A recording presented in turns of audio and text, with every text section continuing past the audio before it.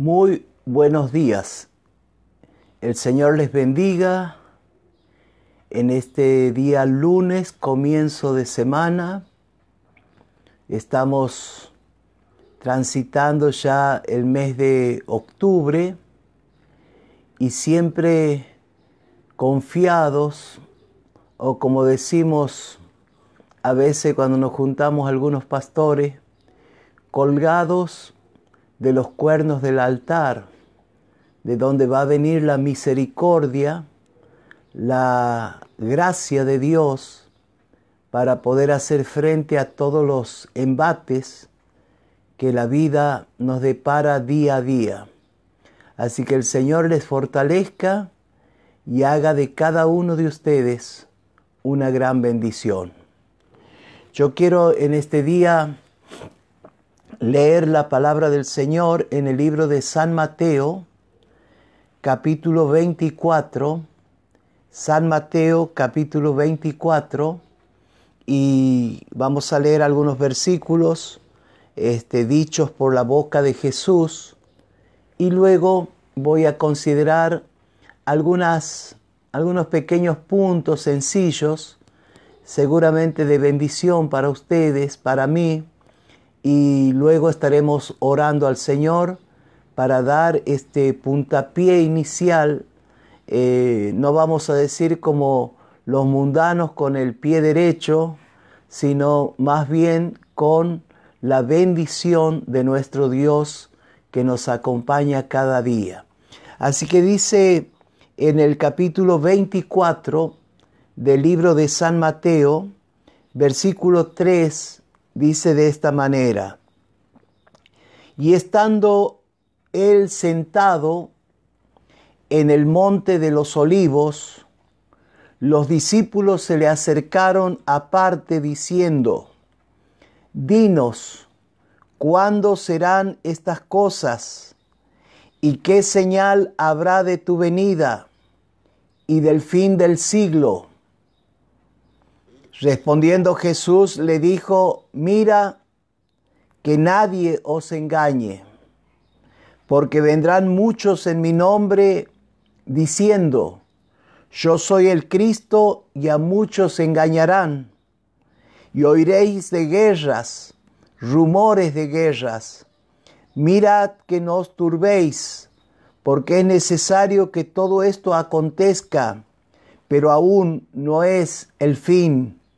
Porque se levantará nación contra nación, reino contra reino, y habrá pestes y hambres y terremotos en diferentes lugares. Y todo esto será principio de dolores.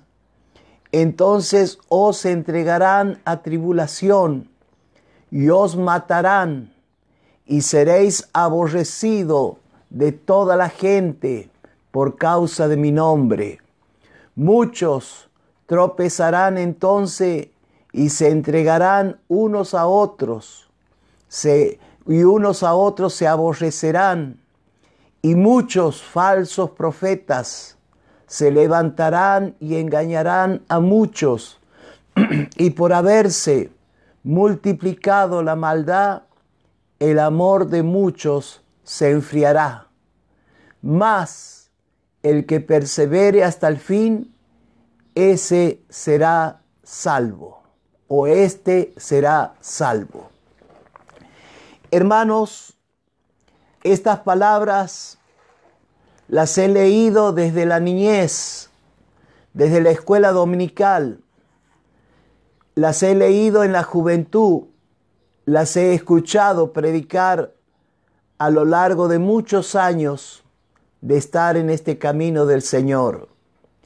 Pero saben que generalmente nos sonaban como a palabras muy futuristas, que iban muy a la distancia de nosotros, y quizás hasta llegábamos a pensar que ya no íbamos a vivir cuando todas estas cosas comiencen a acontecer. Sin embargo, hoy estamos ante una palabra que se hace actual porque los discípulos preguntaron, llevándolo aparte a Jesús, ¿y cómo sabremos de tu venida? ¿Cómo sabremos cuando tú vuelvas a buscar tu reino? Y allí Jesús le da una serie de datos, ninguno de ellos bueno. Todos serían síntomas del mundo, de un mundo que se está destruyendo, un mundo que todos los días se hace pedazo, sus valores, sus sociedades, y aún la situación que nos toca vivir hoy en día cada vez nos indica que estamos más cerca que nunca de que nuestro Señor Jesucristo vuelva a la tierra a buscar la iglesia. Y entre los muchos síntomas dice, van a venir, esta es una cosa muy, muy clara, van a venir, dice, hombres engañadores. Van a decir, yo soy Cristo, y ya tenemos unos cuantos en el mundo haciéndose pasar por Jesús. Se disfrazan, se visten igual, pero predican todo lo que es poder mental, yoga y toda la basura que viene de las creencias de la India, diabólicas, de la China. Y todo eso trae confusión a la sociedad, al mundo entero. Y también dice va a haber guerras, y bueno, esto ya no es ninguna novedad. Ayer una muchacha cristiana estaba dando una nota desde allá lejos en Europa, donde se ha desatado una guerra, y allí en el medio están ellos predicando la palabra del Señor. También dice va a haber pestes, y creo que esta que tenemos hoy, el famoso coronavirus, esta pandemia que ha venido, la verdad que ha sido destructiva, y hoy tampoco el ser humano sabe cómo pararla. Y en medio de todo esto dice, van a levantarse enemigos de la iglesia, van a llegar a matarlos, van a llegar a encarcelarlos, van a llegar a engañarlos, si es posible, con falsos profetas que vendrán y hablarán muy bonito de Dios, pero sus intenciones serán malas, serán terribles. Y también dice, como para redondear el mensaje del Señor a los discípulos, dice, y por haberse multiplicado la maldad. Y hoy, desde el gobierno, desde los presidentes, desde las instituciones educativas, desde los ministros, los senadores, todos están embarrados hasta los pelos en el pecado, en la inmoralidad, en la bajeza, en la corrupción. Y esto es moneda de todos los días. Y a causa de todo esto, muchos cristianos se les está enfriando el corazón. Se les está enfriando el amor que tenían a Dios, y hoy una gran cantidad de cristianos está abandonando nuestras iglesias. Muchos pastores tenemos la fantasiosa idea que cuando se abran las iglesias, la gente va a correr a convertirse, a congregarse, pero ya muchos de nuestros cristianos están afectados aquí por todo lo que está pasando, y están negando el nombre de Dios y se están volviendo atrás. Mas, dice Jesús, el que persevere hasta el fin será salvo. Y yo quería tomar solo unos minutos para contarles. Yo enseño historia de la iglesia hace 20 años en el seminario SICAN, seminario intensivo de capacitación ministerial para pastores, obreros y discípulos del movimiento cristiano y misionero. También he enseñado la historia de la iglesia a lo largo de casi toda mi vida de ministerio, y sé muchísimo sobre el libro de los Hechos, sobre las cartas pastorales y todo lo que concierne al Nuevo Testamento. Y saben una cosa, cada vez que comenzamos a contar de la historia de la iglesia, comenzamos ya con persecuciones. Los primeros cristianos de la iglesia de Hechos, de la iglesia primitiva, fueron perseguidos primero por los judíos, con un hombre a la cabeza que fue Saulo de Tarso, que luego el Señor lo volteó en el camino, lo golpeó, lo dejó ciego, y allí Saulo de Tarso entregó su vida al Señor Jesús y fue luego un precursor de grandes iglesias. Este hombre llegó a ser conocido como el apóstol Pablo. La iglesia estuvo luchando en persecución, especialmente en los años 64 después de Cristo, cuando Nerón, un emperador feroz, loco, endemoniado, que se había casado con su propia madre, acusó a los cristianos de quemar Roma cuando él mismo lo quemó para ocultar sus corrupciones que estaba haciendo con el dinero de Roma. Y entonces los mandó por ciento a los cristianos al circo romano para morir bajo las garras de las fieras y también de las armas de los gladiadores que mataban a los cristianos ante la burla y la risa del pueblo que gritaba y se mofaba de los cristianos. Murieron muchos, fueron mártires. Y también allí, en el año 64 para adelante, muere el apóstol Pedro crucificado y muere también el apóstol Pablo, a quien le cortaron la cabeza, lo decapitaron por causa de no negar el nombre del Señor. La iglesia luego tuvo tiempos donde la persecución se apocó un poco y luego volvió a resurgir como en los años 90, cuando Domiciano tomó prisionero al último de los discípulos que vivían, que ya tenía 93 años, que era Juan el Amado, el escritor del Evangelio según San Juan y de las cartas primera, segunda y tercera de Juan. Y saben, hermanos, que en ese tiempo difícil de la iglesia, como lo está haciendo hoy difícil para nosotros, vivir en este mundo donde uno sale y se encuentra con un mundo totalmente horroroso, con el pecado a la mano, con las tentaciones a la luz del día, con la gente corrupta, torciendo su sexualidad, torciendo su mentalidad hasta ser casi unas bestias, unos animales, y con perdón de los animales porque hoy están en mejor posición que el hombre actual.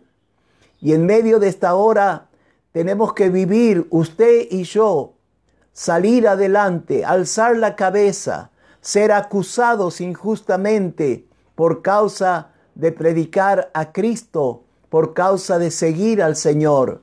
Y saben que la iglesia primitiva tuvo que luchar para no ser descubiertos. Fueron expandidos desde Saulo de Tarso y luego la persecución del Imperio Romano fue tremendo y ellos tuvieron que irse extendiendo por Samaria, por Judea, y así de esa forma iban testificando, iban enseñando la palabra, y entonces el Evangelio alcanzó aún hasta el fin del mundo.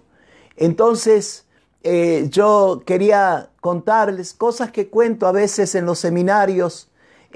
Había algunas cosas que la iglesia primitiva, para no ser descubierto por los soldados romanos que estaban disfrazados también de cristianos y disfrazados de gente común, para descubrir dónde estaban lo que ellos decían los focos infecciosos.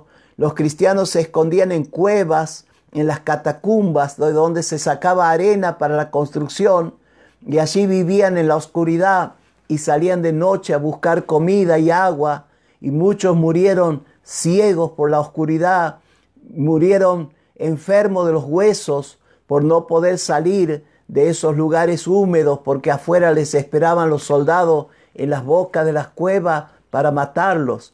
Entonces ellos tomaron como saludo, cada vez que podían encontrarse, cada vez que podían juntarse, ellos se saludaban no con el Dios te bendiga que usamos hoy nosotros, que al fin y al cabo es un saludo bueno, pero es un saludo que tiene que ver mucho con nuestra humanidad de querer siempre algo a beneficio o beneficiar a otros. Cuando yo digo Dios te bendiga, estoy diciéndote Dios te dé dinero, Dios te dé casa, Dios te mantenga sano. Pero la iglesia primitiva no tenía ese saludo, no tenía ese saludo. La iglesia primitiva saludaban como un hermano, como un pastor que hoy todavía es mi amigo, es el pastor Leonidas Sánchez de Simoca en Tucumán, otro maestro de la palabra, y él cada vez que me manda algún mensaje por el celular o nos encontramos en algún lugar, levanta la mano y me dice la palabra shalom, paz. A veces lo dice en castellano, paz, shalom, como se saludaba la iglesia con esta palabra que significaba nada más que paz. Y cuánta falta nos hace hoy, hermanos, poder decirle al que tenemos al frente, decirle a aquel con el que podemos juntarnos, decirle paz en medio de tanta guerra, en medio de tanta muerte, en medio de tantas noticias malas. Qué bueno es que en este día yo pueda decirte desde este lugar, paz, ten tranquilidad, seguí confiando en el Señor. Todo eso significaba paz.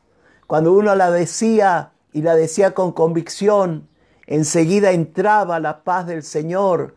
Dice, y la paz entrará en esa casa, entrará en esa familia y hará un impacto de tranquilidad, de bonanza. Mas, si no hubiere, dice, en ese lugar paz, esa paz que ustedes tiraron, saludaron, se volverá a ustedes y tendrán que buscar otro lugar. Así que, hermanos, la iglesia no buscaba guerras de denominaciones o guerras de divisiones o guerras tontas que el ser humano inventa a veces por una mirada o porque no somos de la misma provincia o no somos del mismo lugar y ya enseguida producimos algún tipo de guerra. La iglesia primitiva iba sembrando esta palabra por todas partes, la palabra shalom, que significa paz. Yo le he anotado aquí en este papel, así, shalom, paz, paz, tengan paz. La segunda cosa en el tiempo de la persecución es que los cristianos no podían presentarse como cristianos. A veces hasta costaba decir la palabra shalom. Entonces ellos llegaban a un lugar y perseguidos, atrás venían los soldados que los habían desparramado de la congregación y se corrieron hacia otra provincia, hacia otro lugar. Y entonces allí el cristiano, en un lugar populoso como el mercado, como el lugar de las ferias donde se compraba y se vendía la comida, allí el cristiano se sentaba, cuando llegaba, se sentaba en el piso y tomando un palo, hacía un medio círculo en el suelo, en la tierra, y allí se quedaba horas y horas y a veces hasta se dormía sin dinero, sin comida, sin haber dormido por muchas noches a causa de que los soldados venían pisándole los talones. Y entonces ese medio círculo estaba dibujado en ese lugar hasta que de repente aparecía alguien y tomando el palo dibujaba el otro medio círculo cerrando el que había hecho el que llegó primero, y entonces formaban esta figura, la figura de un pez, un medio círculo y otro medio círculo. Y este pez, que se decía algo así como istis en griego y devenido del arameo, significaba pez, pero también sus letras hacían entender como un acrónimo, decía Jesucristo nuestro Salvador, nuestro ayudador. Y entonces cuando alguien dibujaba la otra parte del pez, era porque también era cristiano. Y entonces, sin saludarse, se levantaba el que estaba sentado en el piso y lo seguía, a veces por cuadras, por horas, hasta que entraban en una casa ya segura, descubriendo que nadie venía detrás de ellos persiguiéndolo.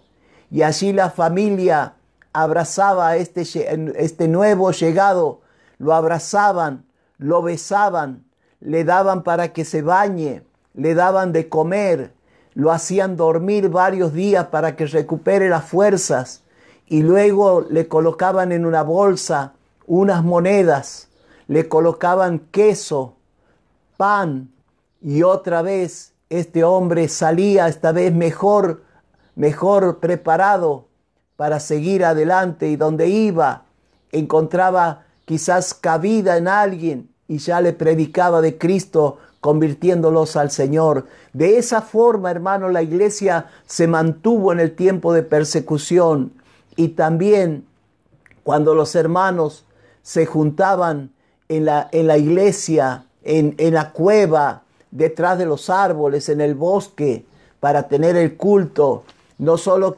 decían la palabra Shalom, paz a ustedes, sino cuando se despedían, decían la palabra Maranata, Maranata. Esta palabra, también interesante, significa Cristo vuelve, Cristo vuelve, Cristo vuelve. Entonces, hermanos, cada vez que se saludaban los hermanos, no era que Dios te bendiga, que te dé lo que necesitas hoy, sino era Cristo vuelve. Prepárate, estate atento, estate despierto, estate sobrio, cuídate, no te metas en líos, porque Cristo vuelve pronto.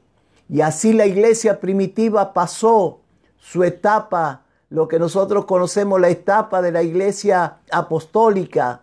Por 100 años pasaron con estos pequeños símbolos. Aún yo siempre digo en el seminario, este dibujito era la tarjeta de crédito de los cristianos.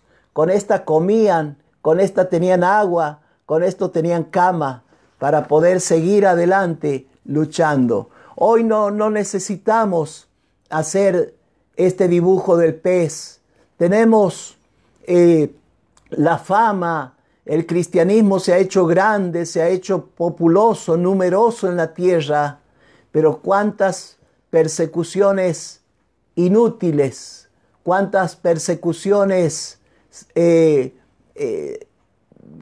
no sé cómo decir, comunes que no sirven para nada, desvirtúan la vida de un cristiano y lo sacan a veces por cosas tan tontas que si lo comparamos con Cristo no tienen ningún valor. Por eso en este día te animo a seguir al Señor. La pandemia parece que va a seguir. El virus parece que va a seguir su derrotero de muerte, de desgracia sobre el mundo. Pero también yo sé que hoy Cristo está con nosotros y Él trae paz a nuestro corazón.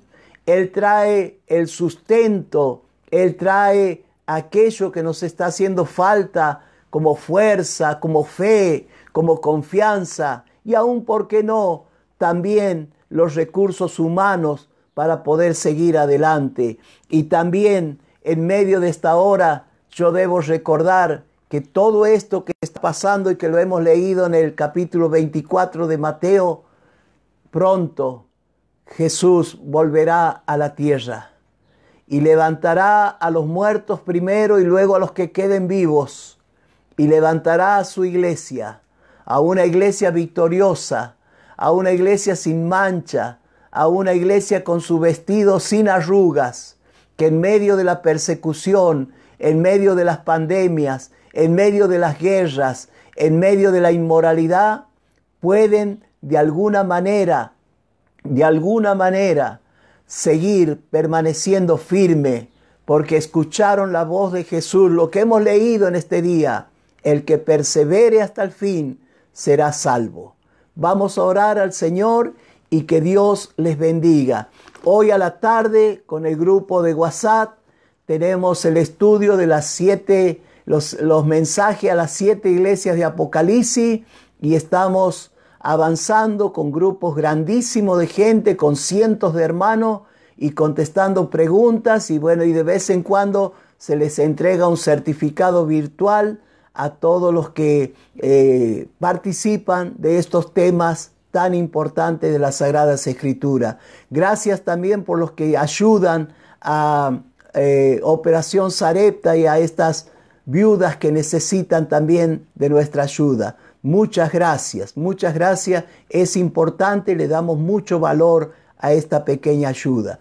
Hermanos, que el Señor les bendiga y oramos a nuestro Dios. Padre, yo te agradezco el permitirme tener este devocional en este día. Hemos soltado tu palabra, y tu palabra dice que en el último tiempo el amor de muchos se enfriará.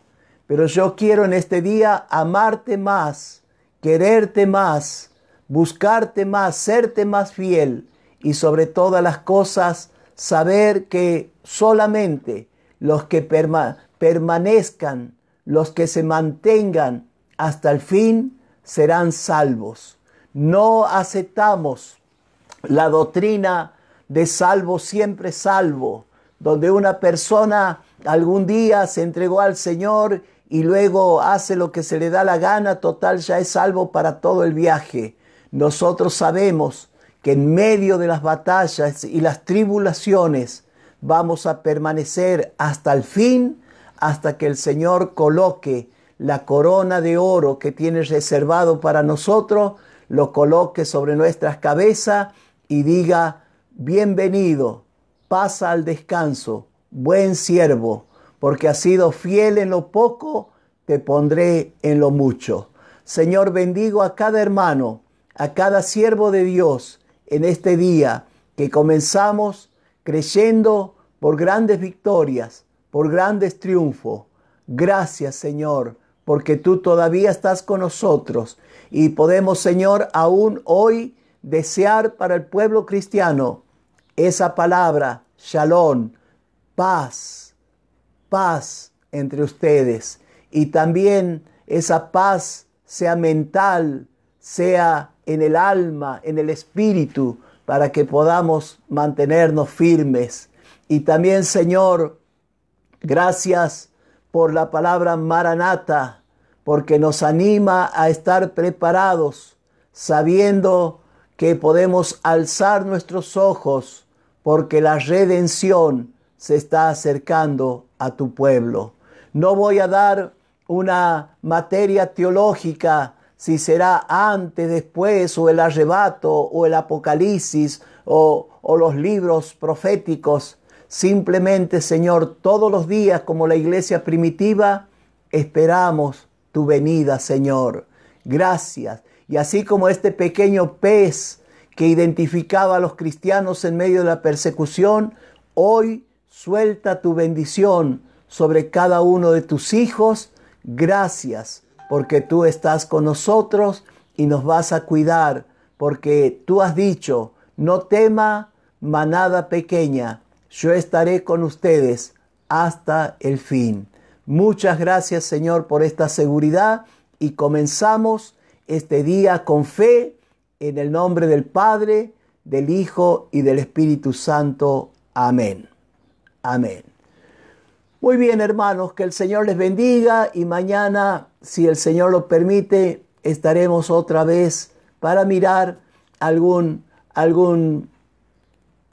esas perlas, esos pequeños tesoros que tiene nuestra Biblia. El Señor les bendiga, el Señor les ayude en todo. Gracias.